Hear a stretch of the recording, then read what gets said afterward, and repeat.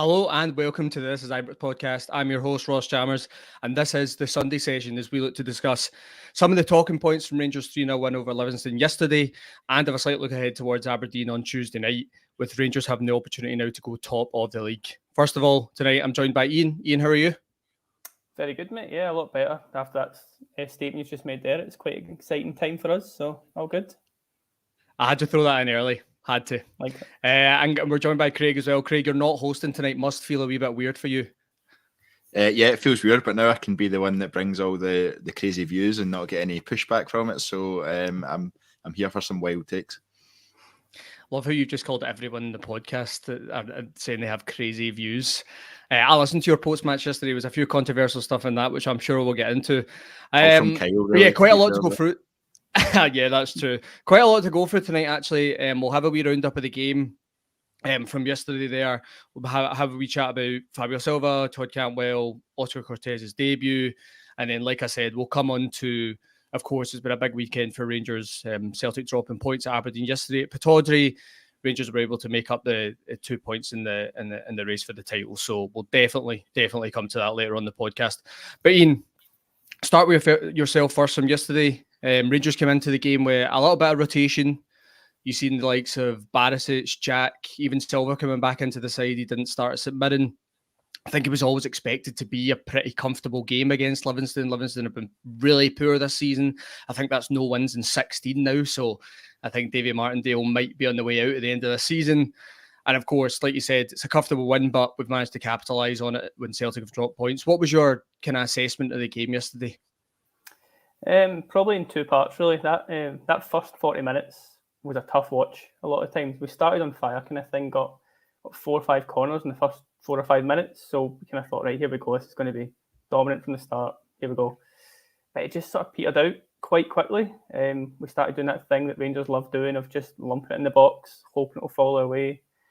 Livingston have got 3 massive, ginormous centre-backs, so they're going to eat that up all day. So it was just kind of waiting for someone to do something a little differently or the ball to fault is properly. But I was never really in any concern we weren't going to get 3 points. It was just a matter of time. I think a few frustrating moments obviously getting there, but once that first goal goes in, it's sort of 3 points and up the road kind of scenario. So quite a few positives. Done the job, which is sort of the main thing. I mean, how many times we've been in that scenario, not capitalised on Celtic dropping points. So to do that pretty comfortably, get some minutes into people, and that rotation you talked about, it's not the first 11 I would ever pick, sort of in a few spots, but got a wee rest for players, got the 3 points, 3 goals, happy days.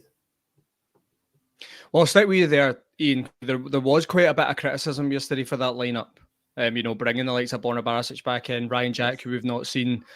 How do you look at that? Is it through a season we just have to expect there's going to be rotation? We've already seen Philippe Clement that he's willing to do so.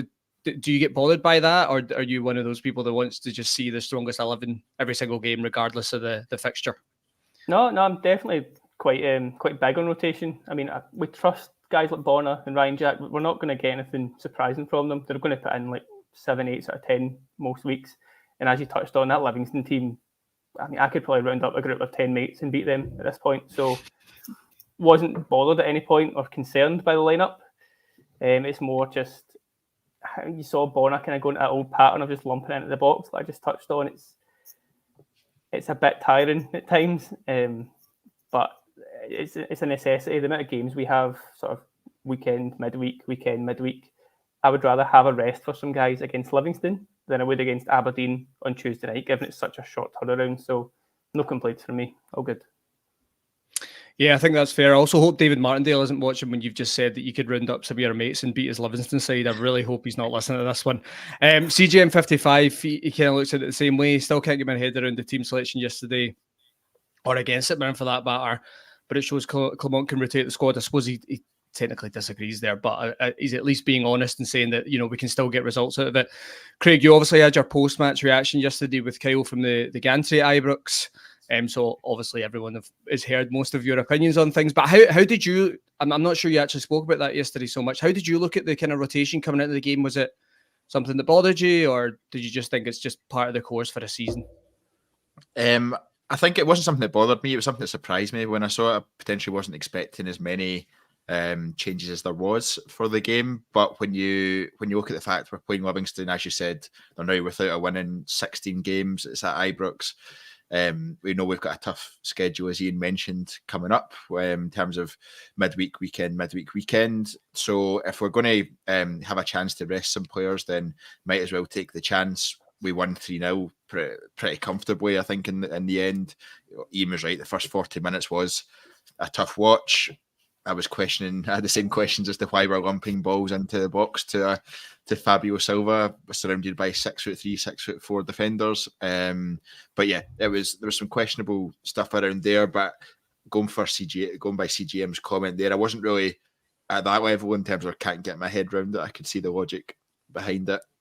So, and it worked. We won 3-0, so you can't complain. It was 3 going on 6. So yeah, I don't have any complaints around that one. Comfortable win, and in the context of what happened earlier in the day up at Matondo and Celtic dropping points, it was huge for us to be able to do that, to have that comfortable win, and to give some players some rest as we go towards what is a big game on Tuesday night against Aberdeen at Ibrox.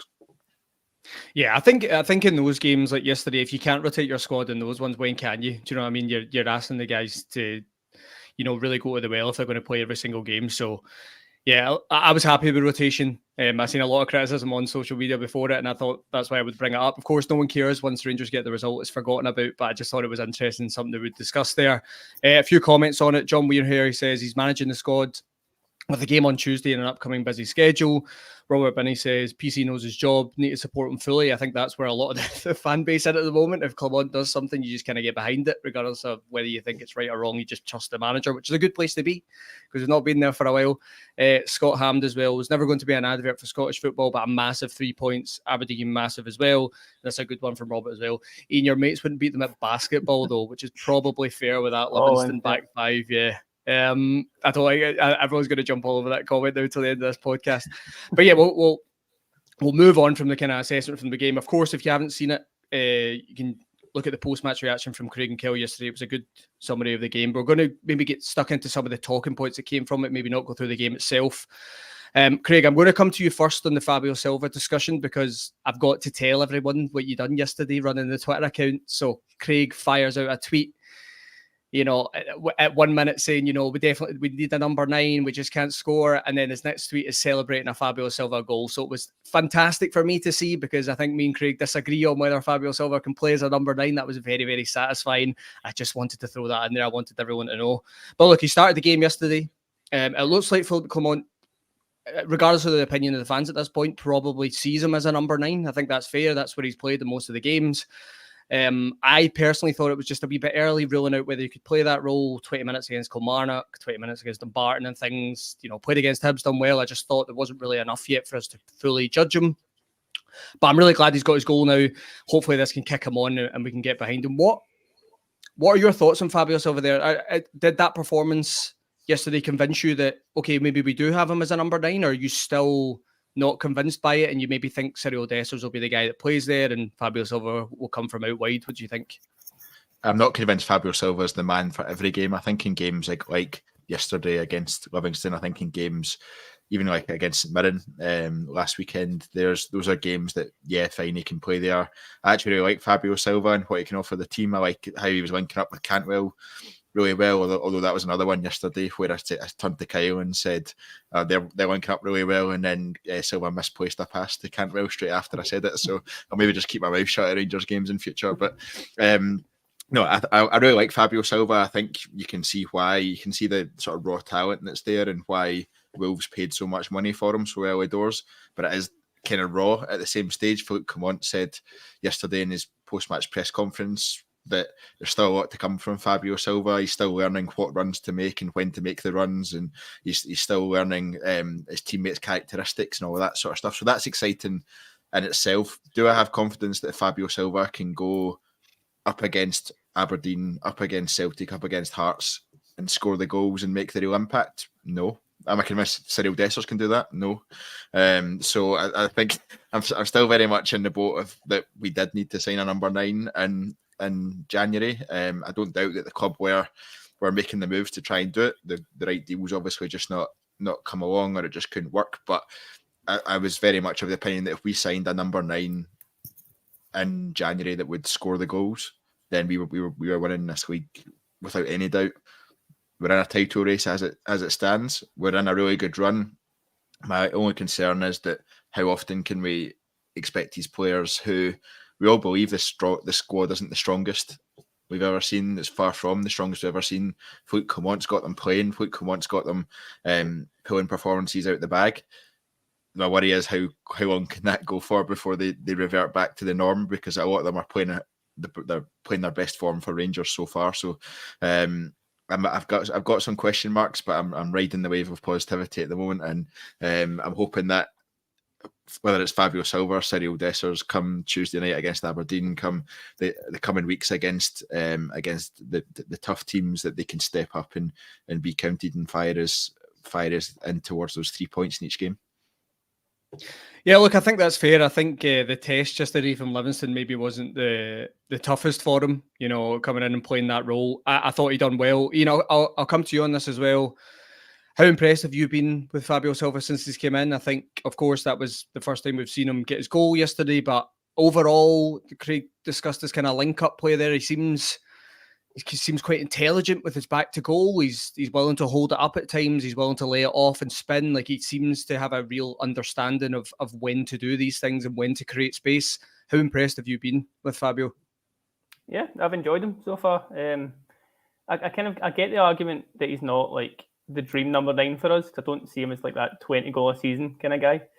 But at the same time, he's not really he's not missed chances at this point. So it's quite harsh to rule him out completely.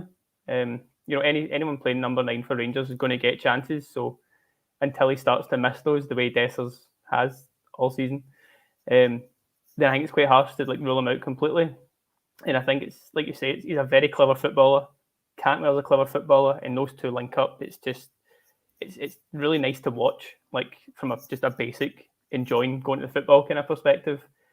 And I think once that sort of connection grows more and more, that's only going to get better. And surround, I think a lot of it will come down to who plays alongside those two, because obviously McCausland got an assist yesterday, which is great, but Matondo, which I'm sure we'll come on to, didn't have a great game apart from the goal. So if Cortez can be that extra link in there that's maybe got a bit more pace, a bit more attacking intent than most of our wingers have, then that could be a little sort of dream trio in terms of intelligent footballers, hopefully. Yep, that's fair. There's a lot of good comments here. CGM55 says he's not sure about Silva, so he's brought with Craig on that one. Ali Quinn as well. Cantwell and Silva on similar wavelengths, which I'm sure we all seen yesterday. Scott Kearney thinks Silva is good at retaining the ball and laying off, something I picked out earlier. Cubby Cubster as well. I like the look of Fabio, technically a good player, works hard for the team. And Jim Anderson as well, looks a natural, great touches. Ian, Craig gave us his opinion on whether he believes that, Fabio Silva can be the number 9 going forward in terms. He's got some doubts, which is completely fair. What are your thoughts on it, Jink? That is the role that you would play him in going forward, regardless of the style of a number 9. Do you think that's his best role in the team? I think at this point it has to be, just given the sort of other options we've got. I mean, something that kind of surprised me, it just kind of clicked it this morning, is he's only 21, which I think because he's been around, he moved to Wolves 3-4 years ago. But he was obviously 17, 18 at the time. I think you just kind of think now he's mid-20s, but he's only 21. He's going to get a lot better than what he is currently. And even the games I've seen him, he's not as scrawny as I thought he was going to be. I thought he would just kind of come up and try and chuck out headers, but I think he gave away more fouls yesterday than anyone else. He got right in amongst all those basketball playing Livingston defenders that we saw. So he is able to kind of handle it, I think. And if you can do that at 21 after a couple of games in Scotland, it's pretty promising. So I would keep him there personally. I'd try and build the connections a bit more.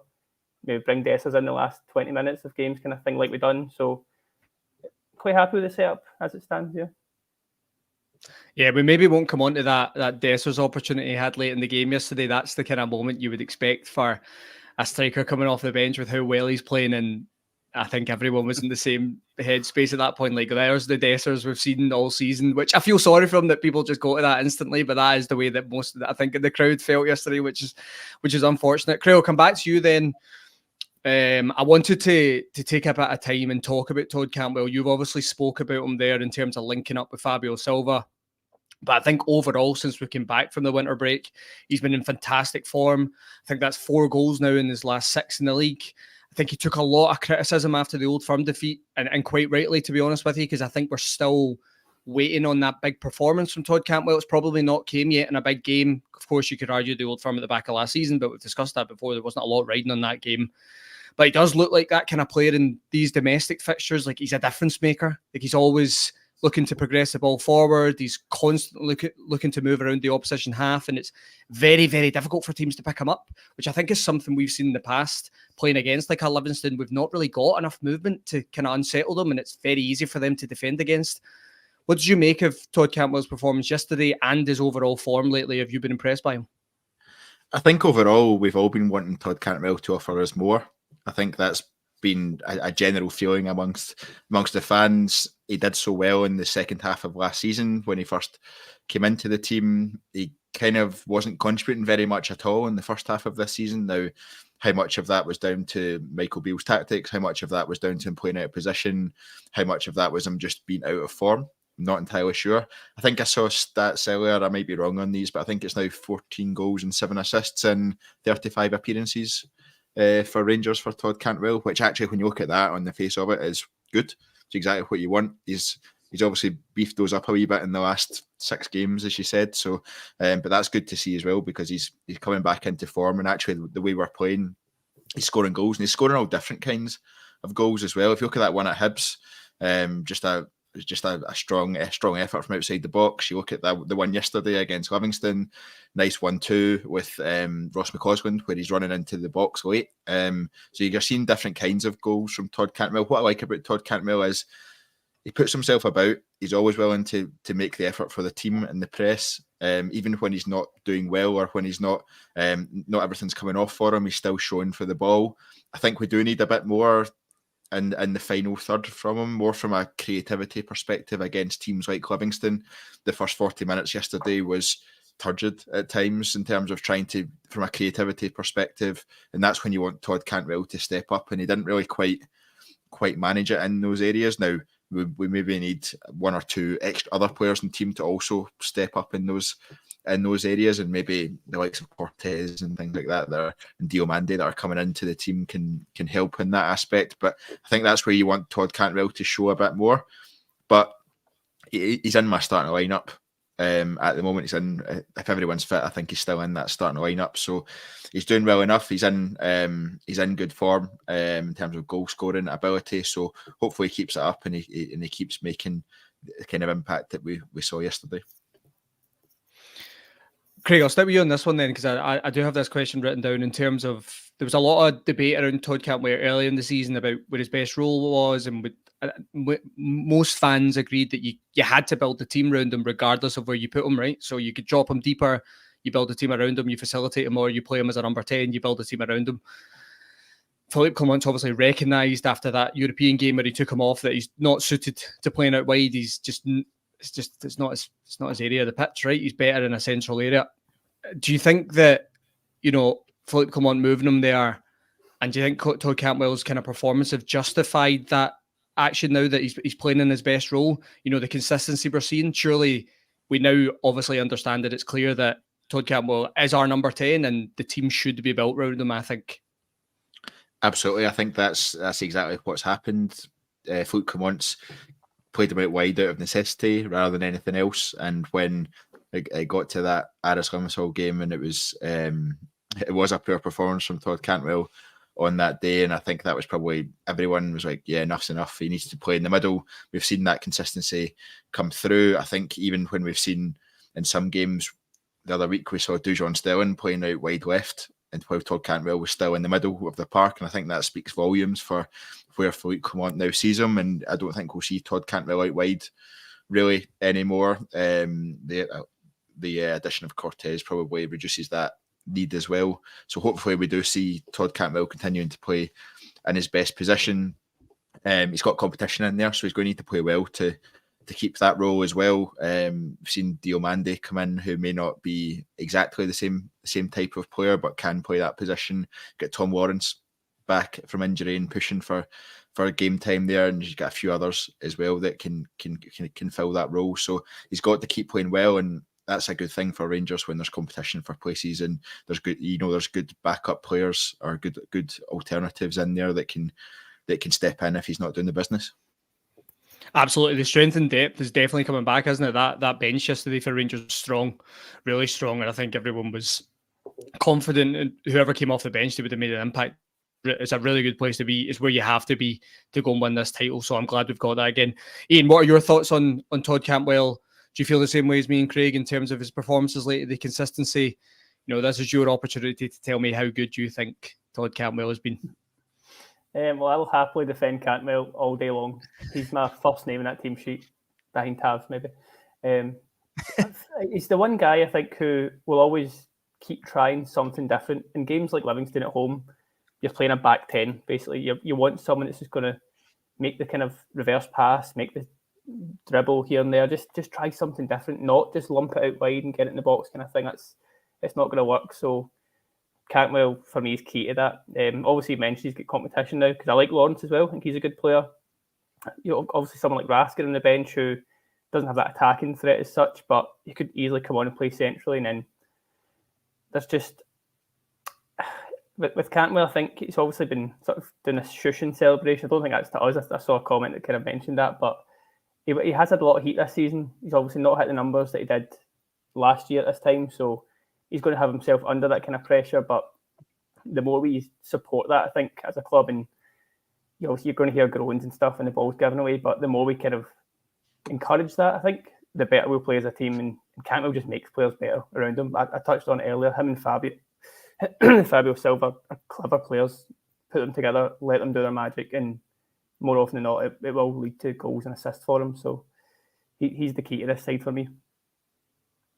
Yeah, I thought the dynamic between Cantwell and Silva was interesting yesterday. I know we've already spoken about it, but I said it to my dad sitting at the game. You could tell the two of them have played at a high level, because they're not really aware of each other. It's the first time they played together, but the kind of dynamic between the two of them, they really understood where each had to be. I think there was at one point the ball was cleared by Rangers. It was dropping down towards Cantwell, but he moved out the way and let Silva come in and he flicked it on, and Cantwell ran onto it. There's wee things that they seem to have a real understanding of each other already, which is a positive for us. I think these two working together, moving towards the end of the season, I think it gives us a great chance. I think they're two really top players, regardless of whether you see Fabio Silva as a 9 or out wide. Regardless, I think the two of them will work really well together. And yeah, the other part of Cantwell's game, which I think we've always questioned, we've questioned for a while, is his numbers.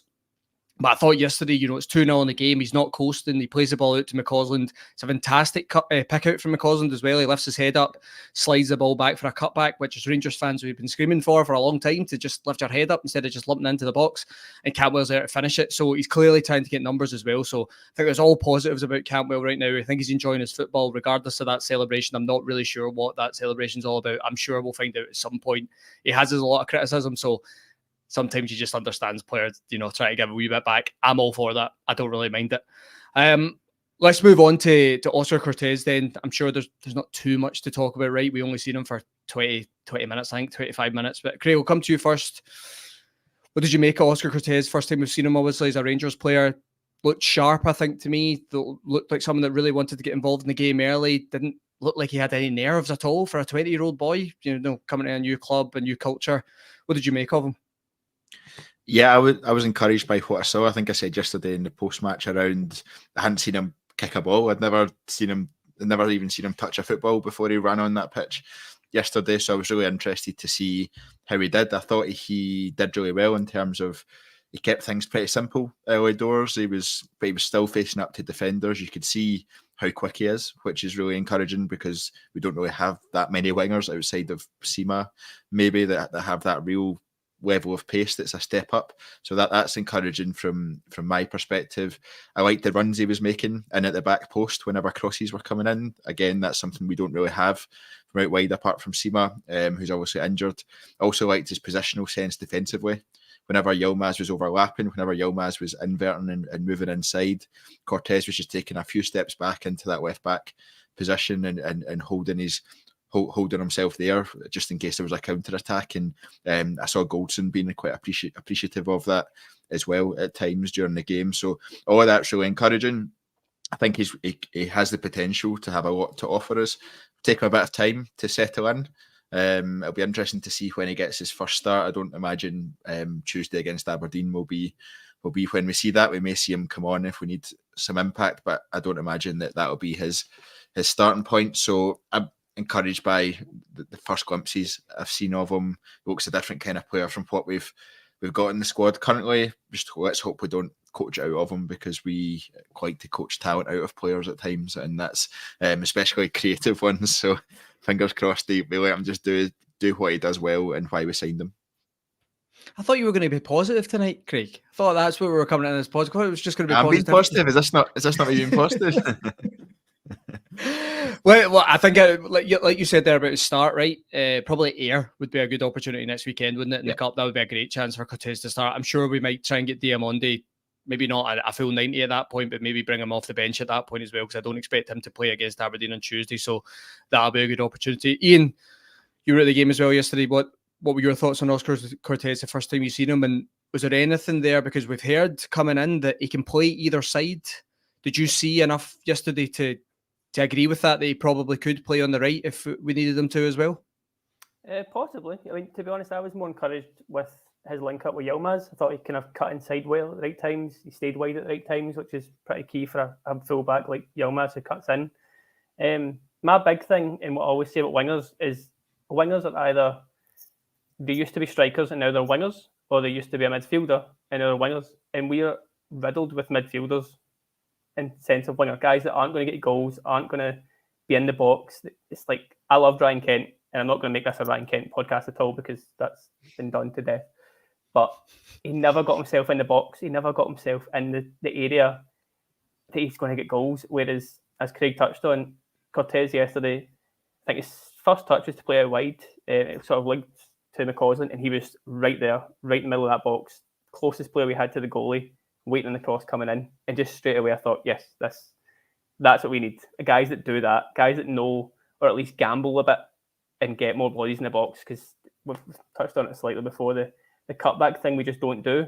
I think we don't do it because we've never got players there. So a guy that's first thought is, right, get me in that box, I want a goal.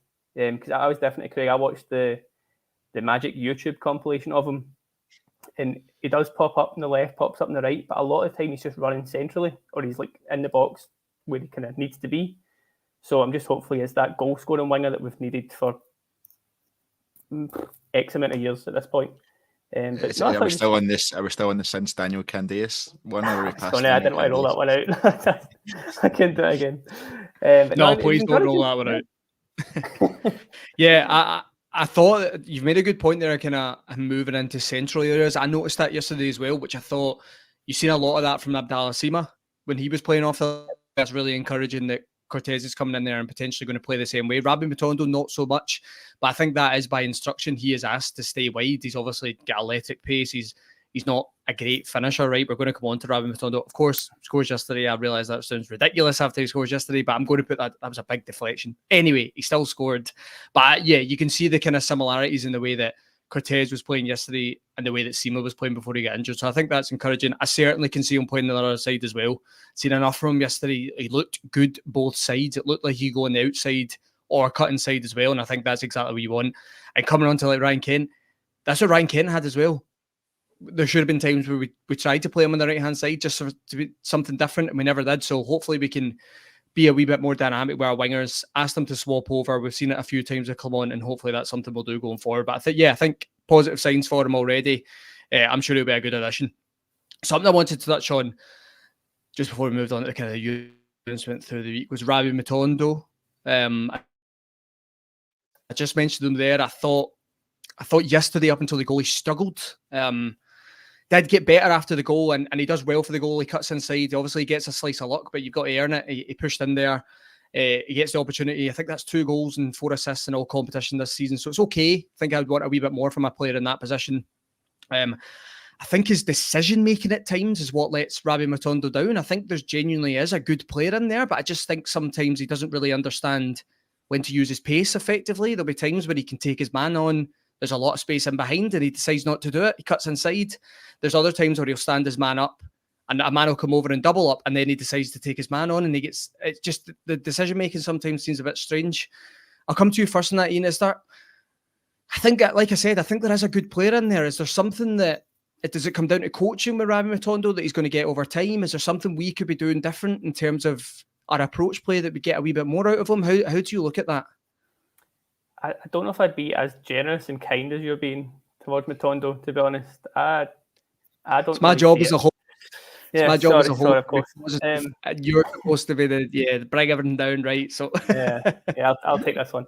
No, I just think Matondo's too fast for his own brain. Don't know if that makes sense, but he seems to, like, something happens and then he has to think, oh, should I go that way or that way? And it's just, I don't know if you can coach that kind of thing out of a player. We touched on Silva and Cantwell being very clever players. I think you can also get not clever players. I think he might have raw abilities. He's obviously rapid, but when he should use that pace, he just slows down a lot. Like there was the counter-attack yesterday. I think it was around 30 minutes in. We're breaking free. Silva has the little sort of back heel flick into him, which is a lovely bit of play. And he's running, and I think it's 3-on-2 in our favour. And he just stops, slows down, checks who's coming, and by then Livingston have got the bodies back to kind of nullify that move. And yeah, he scored yesterday, and that credit to him for taking the shot on. That's what you want to see more and more often from him. But if he's our starting left winger going forward, I wouldn't be too confident in us, like in an attacking sense for that, because I just don't think he's good enough to do that. In terms of coming off the bench, he's perfect with that pace and coming on to tired defences, ideal. But for a starting left winger at Rangers, I'd want to see a lot more from him, to be brutally honest. I think that's fair. I think that's where I am at the moment as well. And I'm not convinced of Rabbi Matondo on that left-hand side. I'm willing to give him a wee bit more time. He's not really had a run, a consistent run on that left-hand side, so I'm willing to give him that. We've seen that with Ridvan lately. He's been given a run of games and he looks a totally different player, so I think that's something that we need to give him a wee bit of time, or a wee bit more time. But yeah, just some of the signs I'm seeing at the moment aren't great. There's a good comment from Ali Quinn here. I'd like to get both your take on this. Play him as a wing-back. What do we think?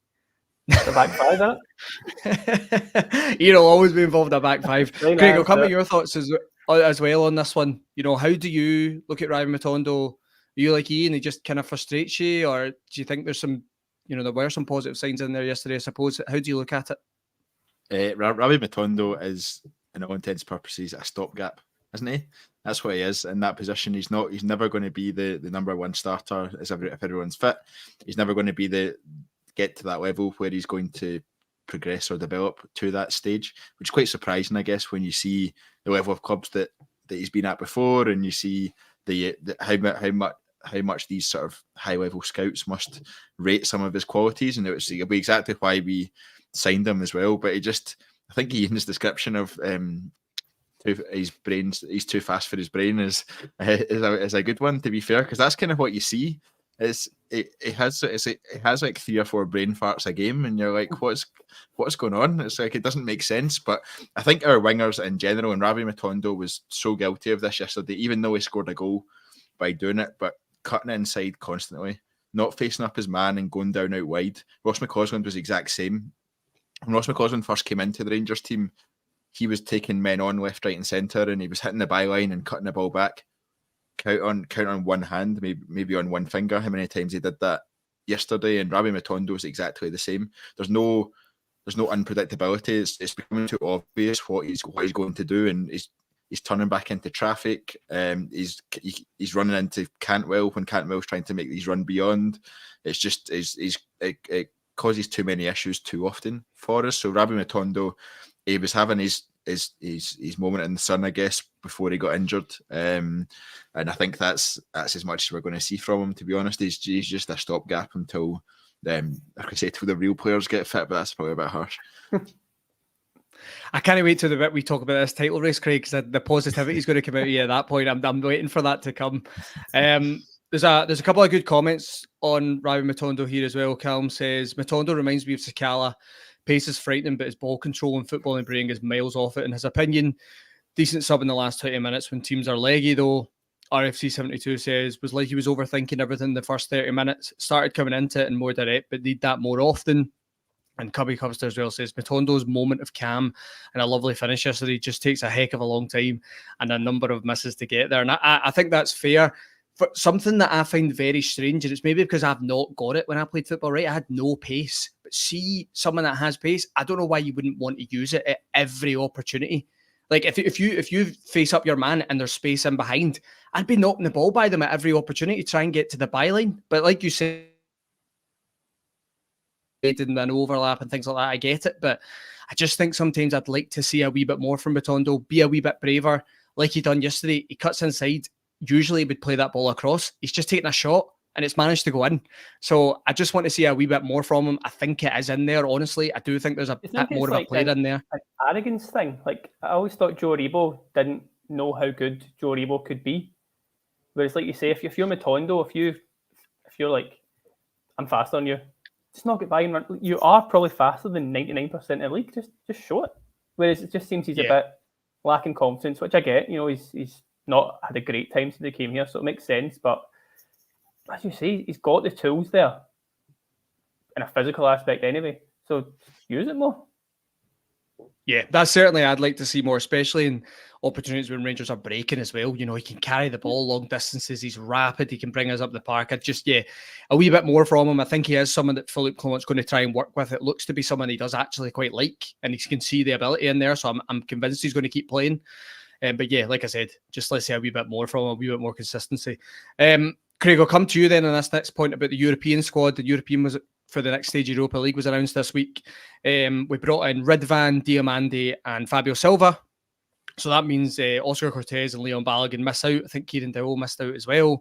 Obviously, you can only make 3 changes, right? So there's only so much that Philippe Clement can work with.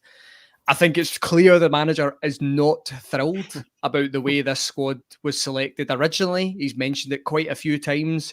And I think we all seen it as fans that it didn't really have any balance either. It was a bit of a strange selection there from our previous manager, Michael Beale. How do you look at this European squad? Would you have made any changes, or would they have been the 3 players you brought in for this last 16 tie? I think those 3 would be the 3 that I'd brought in, especially if Cortez is taking a bit of time to adjust and he'll just be kind of eased in. And obviously he doesn't even speak English. So how long is it going to take him to settle as a 20-year-old in a brand new country is unknown. So there's a lot of question marks there. And I think from what we need in the squad, those are the 3 changes that you would make. The real issue with Beale's choices and Beale's setup of the squad is the omission of Ridvan, isn't it? That's the main issue that anyone pulled up, even when the squad was announced. They're like, why is Ridvan not in there? And I don't think Michael Beale ever said why he wasn't in there either, so we don't really know. But that was an obvious one to go in. The fact we managed to keep Yilmaz is a positive for me, and I think he's really suited to games like in Europe. It'll be really interesting to see who we get, to be honest, because it's one of those ones where I think it goes round by round now, if I'm not mistaken. So you can make, I think it's a very small number of changes. It might only be 1 change or whatever per round, or 2 changes per round. But you've got the ability there. If Cortez is absolutely lighting the place on fire, then you can maybe bring him in. If we get further, I mean, I had us in the final like 2 weeks ago or 3 weeks ago when we were in the studio, Ross.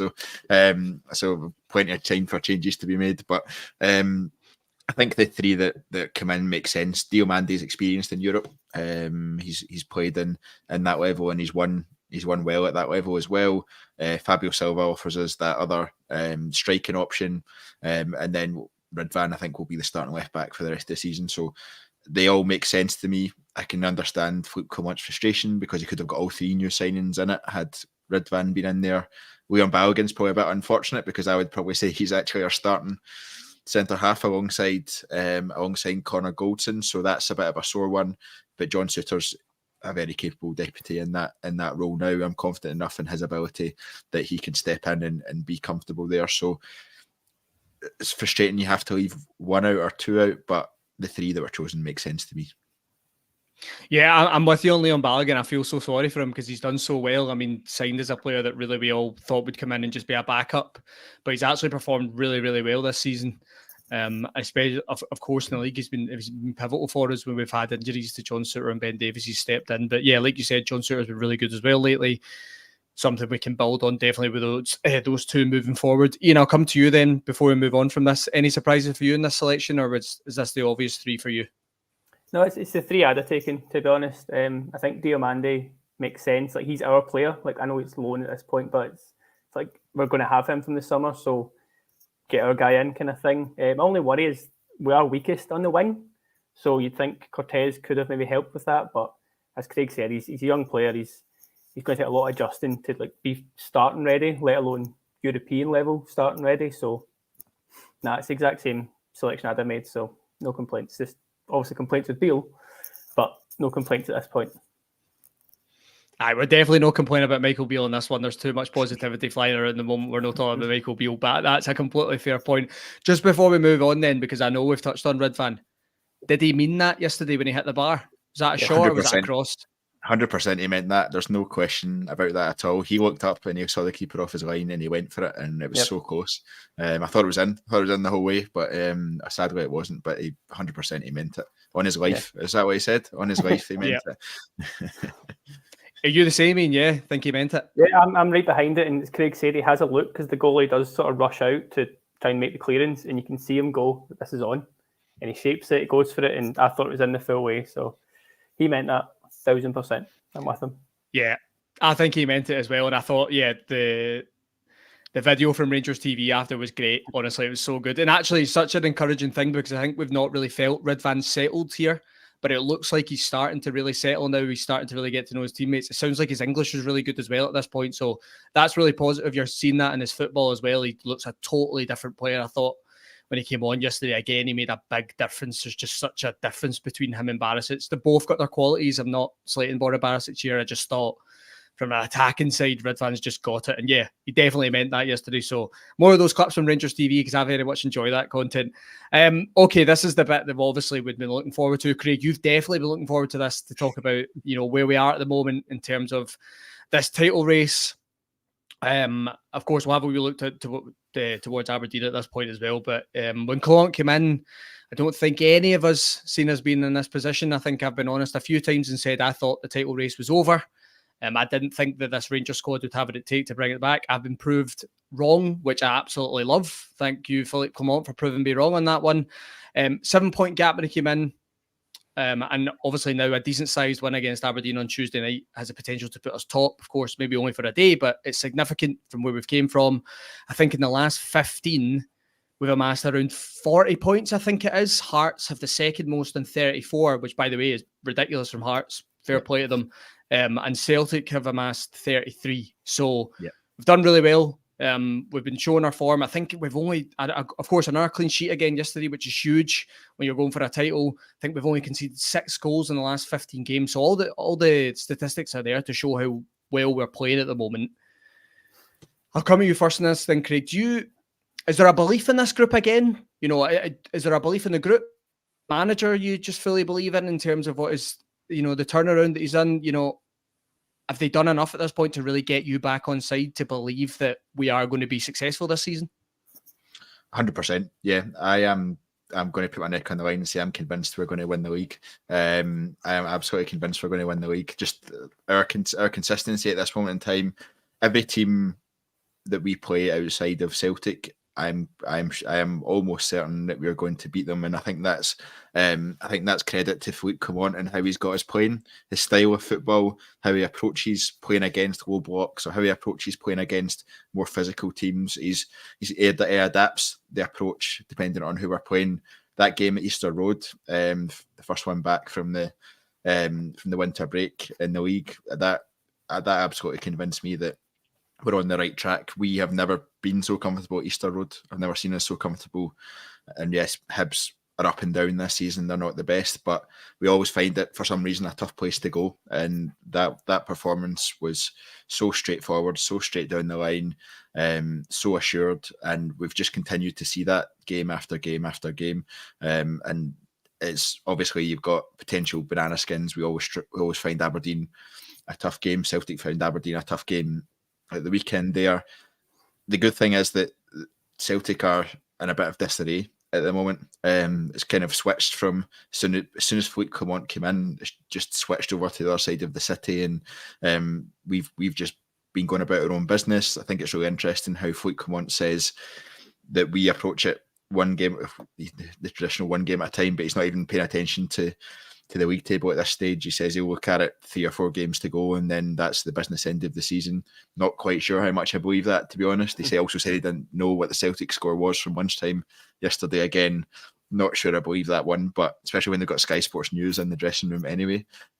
So I think that's probably quite hard to miss. But I'm fully behind what we're doing. We've lost both Old Firm games so far, and yet we are one game in hand away from being level on points, potentially, as you say, Ross, a decent win against Aberdeen on Tuesday away from being top of the league for 24 hours. And had you said to us back in October that's possible, absolutely not. I'd pretty much given up on the league at that stage, to be honest. I was looking at the 2 cups in Europe going, let's see if we can go in Europe, let's win both cups, and then we'll try again next year. Hopefully we'll rebuild. And yet here we are, start of February. We're in a title race. We've got a cup in the bag. We're going along pretty solidly in the Scottish Cup so far. European top to a group in the last 16. You cannot. Don't think there's much to complain about as a Rangers fan, apart from maybe a striker. And not to bring that up again, but yeah, apart from maybe a striker, there's not much to complain about. So I'm in a really positive frame of mind around where we are, and I'm really confident as we head into the business end of the season. Well, you're not alone in mentioning the striker. RFC72 here says, if we brought in another number 9, I'd have been more confident, but Clement has done an unbelievable job and gave us a good chance at it. I think that's a very fair way to put it. Paul McGarrigle as well says, I said it's never over. Clement has proved what a good manager can do. I mean, fair play to you, Paul, because I thought it was over. I'm happy to admit that. Cubby Custer as well, big PC is our best signing. And 56 income as well said, do you think we're in a title race, or given that we've pulled back an 8-point deficit that will now pull away from Celtic to the top? So I'm sure we can answer that at some point. Iain, it has been a pretty remarkable turnaround for Rangers this season with Philippe Clement, and there seems to be a real pressure on Celtic at this point. Now, I am one of the people that tries to not really say a lot on that, and I'm very much what the manager says, like, just focus on ourselves, let's try and get through this. There's a similar comment from Gavin, which I'll bring up at some point as well. You know, Where's it has been a remarkable turnaround. Well, you know, I keep it all in, and I'll celebrate at the end of the season, Craig. That's the way I do it. That's the way I get through this. How do you look at this, Iain, in terms of the turnaround that Philippe Clement's been able to do here? You know, we've already got a trophy in the bag, right back in this title race. I think there's a lot of people now saying they think Rangers are favourites for this, which is, again, we've came a long way. How do you look at it? A lot of similar thoughts to you guys. I thought it was done, to be honest. I thought this was just going to be one of those seasons that peters out, kind of hope for a Scottish Cup win at the end of it kind of thing. But at this point, it's such a turnaround, because I trust the manager and I back him to see it out. But most importantly, I think I trust the players, which 3 months ago or something, I'd been quite happy to sell half of them kind of thing. So to have that remarkable turnaround in such a short space of time is huge for me. I think a big part of it as well that could come down to this, and it sort of touched on what you were saying there, but I think fan perception goes a long way in these kind of things. Like yesterday at 0-0 with Livingston, 35 minutes in, you could get a lot more boos and groans and grumbles, and don't get me wrong, there was some, but I think the fans were with the players yesterday. I think they'll continue to be that way, and Tuesday night I think we're all thinking it's going to be quite European vibe about it, like in terms of atmosphere and how up for it some people are. So that can only help the players, whereas if you look across the city, without saying too much about them, it's not that feeling that they've got. They're a couple of bad results away from that only getting worse, so we need to be ready to capitalise on it. I said right at the start, we've seen this over the years, that we don't take our chances in these circumstances. We do just sort of let them back in at times. I don't have that same fear with this squad at this point. We could draw a game and that goes. That's just the reality of this at this point. But I back them. I'm with Craig. I think this league's there to win for this season. I think we are understandably favourites at this point, given I know we've not got the striker, so we've not had a perfect window, but I'd still back our transfer dealings a lot stronger than I would theirs kind of thing. And I think we're just in a better place. The positivity is growing and growing. The faith in the team is growing. You touched on it again right at the start. The squad that we've got right now, I know we've still got our injuries, but that bench yesterday could change the game. You've got guys not even on the bench yesterday, like Sterling, who we're all raving about, and he's not even, I mean, I don't know if he was injured or something, I might have missed that, but a guy that we're thinking that highly is not even making the bench at this point. and we're still comfortably winning games. So I just think there's so much positivity coming our way. Being a Rangers fan, you're just waiting for that to plummet, obviously, but I back us, I do, and that's all thanks to Clement. So it's a great feeling at this point. Just need to continue it. Yeah, I think you made an interesting comment there about the fan perception at the moment. There is a lot of positivity, and I think we all have to be honest here. Going to Ibrox yesterday, you knew it was 1-1 between Celtic and Aberdeen, and these results do have an impact on how the crowd feels going into that stadium. You know, Celtic drop points, you're walking into Ibrox, and you can feel it off everyone that this is now a huge game. Like, let's go and win it. Like, it was, the atmosphere was very, very good yesterday at Ibrox, which, you know, we've said at some points, you know, the expectation of the crowd sometimes, especially at games against Livingston, maybe it can be a wee bit flatter than usual. That's to be expected, I suppose. But yesterday, there was a real kind of vibrance in the crowd. They were right up for it. And I think that result, you have to be honest, is the reason why you walked in there. And it would have been the same way if Celtic had sneaked it late yesterday.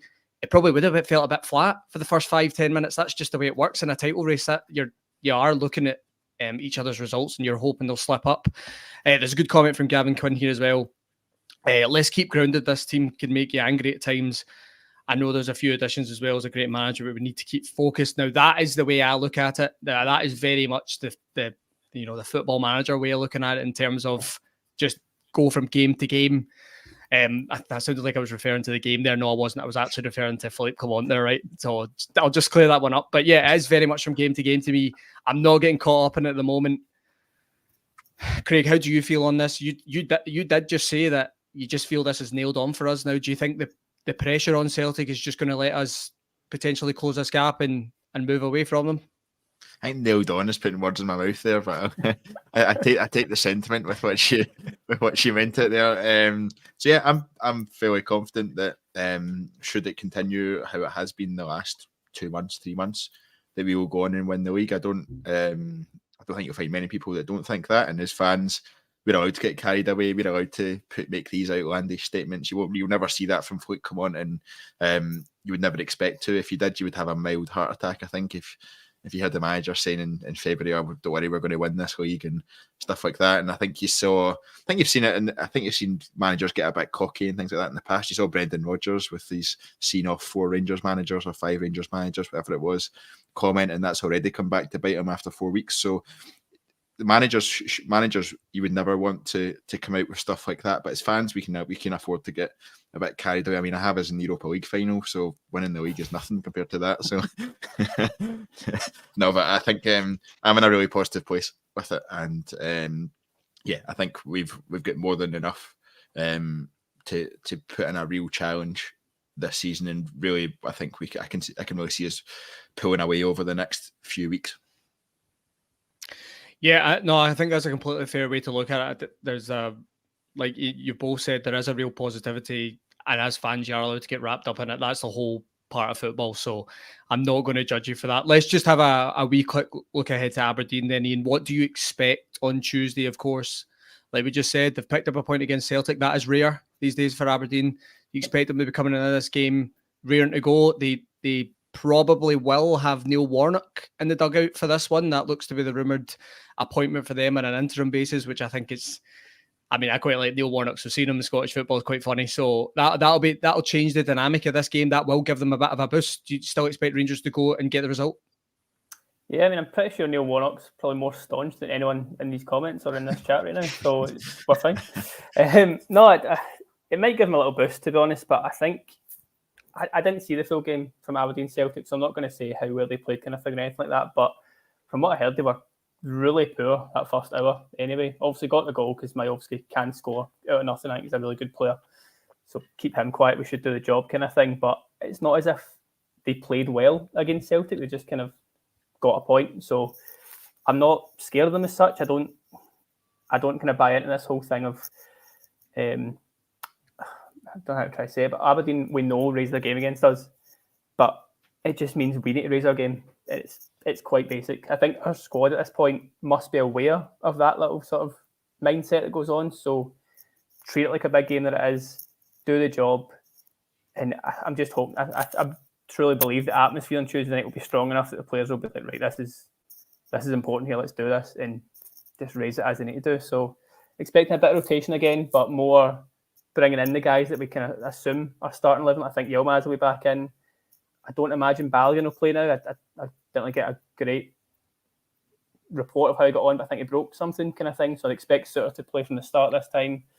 In terms of other changes, Matondo is the one kind of question mark. I don't know if he would keep his place or not, but we might not have that guy to bring in from the start at this point. So I'm expecting a comfortable win. I firmly believe we're going to win 3-0, just like fate perspective, and be top of the league come Wednesday morning. Ross, I think it'll be really interesting if Neil Warnock is in charge, because he's the kind of guy that you're like, is he going to set up and park the bus, or is he going to have a go? And you're like, he's probably the kind of manager that's going to come in with his own ego as part of it and have a bit of a go. And that probably opens the game up a wee bit more than what we're used to against Aberdeen at Ibrox. And that offers a completely different challenge for us. I see that they brought Connor Barron back in more regularly. He's been on the bench. He's a player that we've spoken about on this podcast. Is potentially a Rangers signing in the summer. He's a really good player, so that's a bit of a one to watch. And Miofsky as well. Obviously, we know the qualities he has. So they've got some dangerous players, but you'd like to think we have enough, especially with a strong crowd behind us that hopefully stay to the 90th minute, and also the players playing in the way that they are. So I'm hopeful of a win. Maybe not as confident about a 3-0 as Iain is, but hopeful of a win. And I think if we get over that hurdle with 3 points, then we're really motoring along at that stage, and we can really start to continue racking up the points in the league. Absolutely, and I think if Iain referred to it earlier, that I think if Aberdeen show up and play the way they did in that first half against Celtic at the weekend, then in this game they were absolutely atrocious, really, really bad. The worst I've seen them in a long time. Didn't touch the ball in Celtic's box, so they're going to have to play a lot better at that. Of course, at the same time, they do have a good striker in Bojan Miofsky. He is a good player, and something we will have to be aware of. He always gives us troubles. He's given them trouble at the weekend as well, so it's something we're definitely going to have to be aware of. But that's a good place to leave it tonight. I'm aware we're just coming up to the hour, so yeah, it's a good place to finish the podcast. Remember, follow us on the social media platforms: Twitter, Facebook, Instagram, TikTok. If you miss the podcast live as well, you can listen back in all the popular podcast platforms. If you enjoy the content, please consider subscribing to the channel, liking the video. It does really, really help us out. Keeps us bringing this content back for you. Actually, 60% of the people that watch our stuff don't subscribe. So if that's you, you can give us a wee hit of that subscribe button. We'd really, really appreciate that. And we will all be back on Tuesday after the game for post-match reaction. I think it's actually I'm at Ibrox for us this time with Tommy. We'll be back from the Gantry at Ibrox to summarise the game against Aberdeen. Let's hope it's a comfortable victory. And all I need to do now is thank the guests. Craig, first of all, thanks for joining me. Appreciate it. Thanks for having me. It's been nice being on this side of the aisle. Yeah, you had a lot of crazy opinions, actually. I think that's what you said at the beginning there. So, yeah, there was a lot of them flying around tonight. And Iain, thanks for your time. Appreciate it as well. Thank you. No, I just hope I've brought enough positivity, balanced Craig's mindset out. So, all good. It's funny how he talks about he's, really, really convinced we're going to win the league, and then he throws in all those negative points in it. It's quite funny how that works. Well, listen, I don't mind if he's saying we're going to win the league, then I can get on board in it. But anyway, thanks everyone for getting involved tonight. Really appreciate everyone in the comments, and we'll see you in the next one. Cheers.